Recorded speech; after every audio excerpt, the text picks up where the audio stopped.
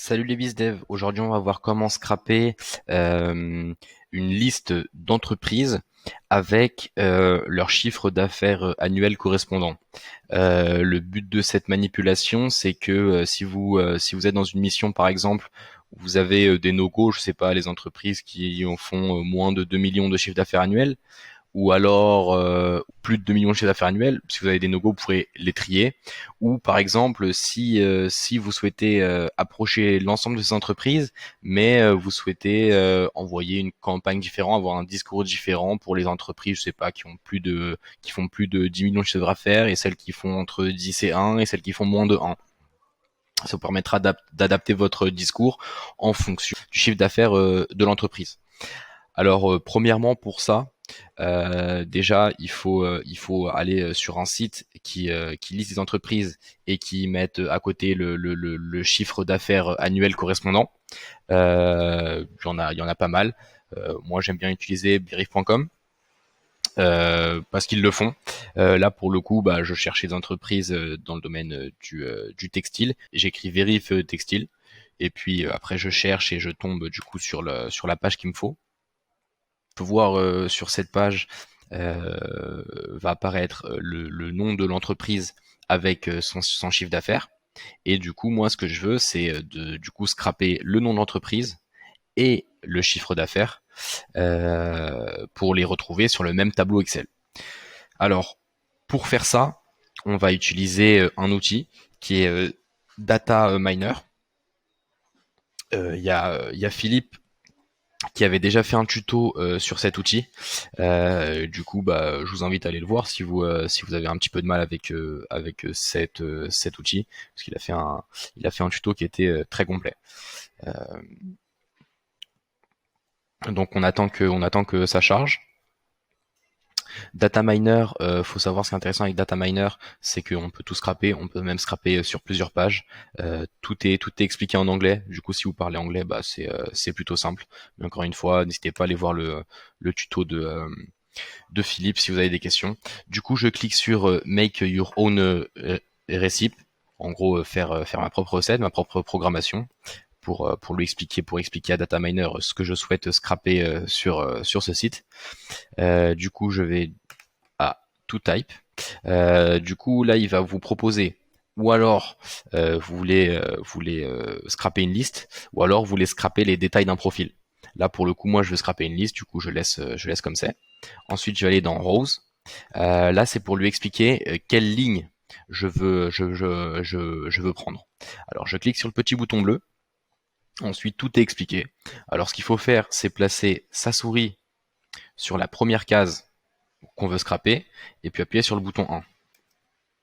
Puis ensuite, placer sa souris sur la deuxième case qu'on veut scraper, et appuyer sur le bouton 2.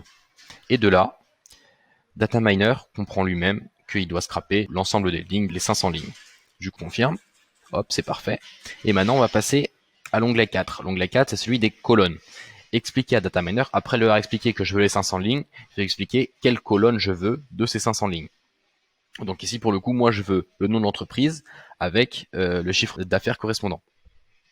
Je fais ajouter une colonne. Je clique sur le petit bouton bleu Easy Column Finder. Et moi, ce que je veux, c'est extraire du texte. Parce que Data Miner peut aussi extraire des images ou des liens. Maintenant, ce que je vais faire, c'est que je mets ma souris sur le premier élément de la première colonne que je souhaite scraper, et j'appuie sur le bouton C. Voilà. Du coup, là, il me demande de confirmer que ce que je veux scraper, c'est bien Excel Composite. C'est exactement ça. Du coup, je vais lui confirmer que oui. Et de là, lui-même va comprendre que du coup, il faut prendre les 500 lignes de cette colonne. Moi, je vais ajouter une deuxième colonne, qui est celle du chiffre d'affaires. Je vais faire Add a new colonne, ajouter une nouvelle colonne. Pareil qu'avant, j'appuie sur le bouton bleu. Je veux du texte. Je place mon curseur sur l'élément de la première ligne que je souhaite scraper.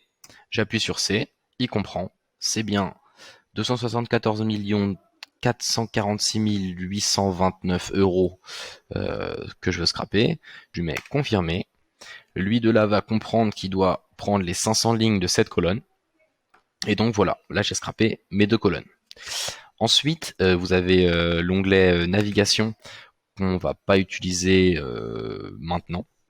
Euh, Vous avez l'onglet action aussi qu'on va pas utiliser maintenant et l'onglet JS qu'on va pas utiliser maintenant.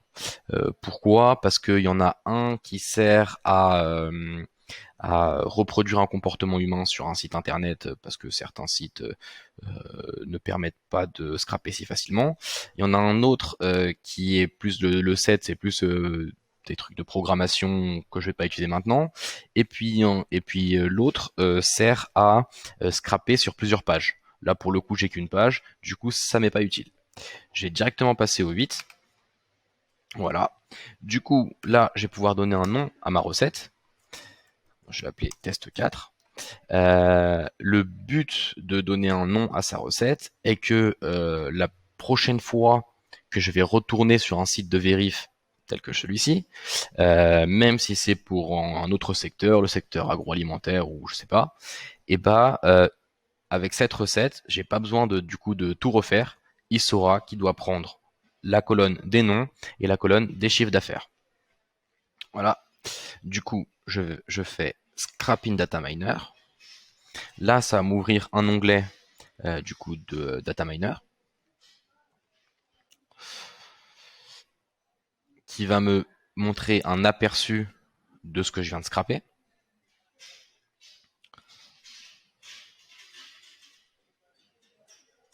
Hop, voilà, c'est bien ça. C'est exactement ce que je voulais. Du coup, je lui mets Next Step. Et là, il me propose de le télécharger. Je le télécharge.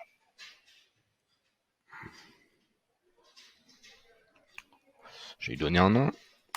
Je vais l'appeler tuto. Je fais enregistrer. C'est parfait. Je peux maintenant l'ouvrir. Il s'ouvre en CSV. Du coup, on va le transformer en Excel. Et voilà.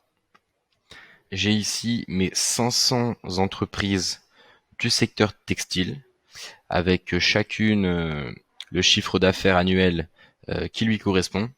Et comme ça, je pourrais décider d'adresser un certain type de message à celles qui ont par exemple qui font par exemple plus de 100 millions de chiffre d'affaires, un message différent à celles qui font entre 100 et 50, un message encore différent aux suivantes, ou alors si par exemple mes no-go sont ne pas prospecter les entreprises qui font moins de 50 millions d'euros de chiffre d'affaires annuel, je vais pouvoir juste sélectionner celles qui font plus de 50 millions d'euros de chiffre d'affaires annuel. J'espère que vous avez tout compris et que ça vous aura été utile. Je vous souhaite bon courage, je vous dis à bientôt, au revoir.